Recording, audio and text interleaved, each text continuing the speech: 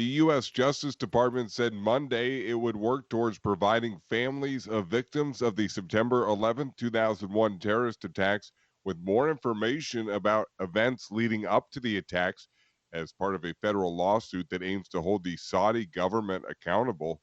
It follows longstanding criticism from relatives of those killed that the U.S. government is withholding crucial details from them in the name of national security. Almost 2,000 families, victims, and first responders objected in a letter last week to President Joe Biden's attendance at September 11th memorial events if key documents remain classified. A long running lawsuit accusing Saudi Arabia of being complicit in the attacks advanced significantly this year with the questioning under oath of former Saudi officials. The Saudi government has long denied any connection to the attacks that killed thousands of Americans when 4 planes were hijacked and 2 crashed into New York skyscrapers. U.S. officials have investigated ties between Saudi nationals and some of the airplane hijackers, but have not established that the Saudi government was directly involved. Coronavirus cases and hospitalizations in the United States are at a 6-month high, fueled by the rapid spread of the Delta variant across the country. Nationwide COVID-19 cases have averaged 100,000 for 3 days in a row, up 35% over the past week, according to a Reuters tally of public health data. Louisiana, Florida, and Arkansas reported the most new cases in the past week based on population. Hospitalizations rose 40%, and deaths, a lagging indicator, registered an 18% uptick in the past week. Long delays were reported at the border on Monday as Canada finally opened to fully vaccinated American tourists for the first time in 16 months, causing a rush of travelers during the busy summer season and bottlenecks for a desperate tourism industry. Government data showed a 7-hour wait for the Fort Frances, Ontario, and International Falls, Minnesota crossing. Several other crossings in Ontario and New Brunswick between the states of New York and Maine had waits of 3 hours. Canada barred all leisure travel from the United States in March 2020 due to the COVID-19 pandemic. But as of Monday, fully vaccinated Americans are able to enter the country. International travelers who are fully vaccinated will be allowed to enter in early September. Greece's prime minister apologized on Monday for failures in tackling the devastating wildfires that have burned across the country the past week. Many parts of Greece are burning for a 7th day. The biggest blaze is on Avia, the second biggest Greek island located just off the mainland east of Athens. More than 500 fires have been burning across Greece, forcing the evacuation of dozens of villages and thousands of people, and there has been growing public anger at delays and breakdowns in the government's response. The prime minister went on television late on Monday to make an apology and promised that mistakes would be identified and rectified, but called for unity.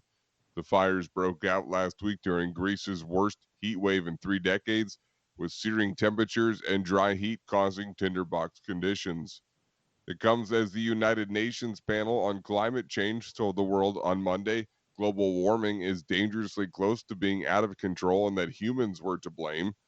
The report from the scientists warns that already greenhouse gas levels in the atmosphere are high enough to guarantee climate disruption for decades, if not centuries, meaning the deadly heat waves, monster hurricanes, and other weather extremes already happening will only become more severe. Monday alone saw 500,000 acres of forest burning in California, while in Venice, tourists wade through ankle-deep water in St. Mark's Square. UN Secretary General Antonio Guterres describes the report as a, quote, code red for humanity.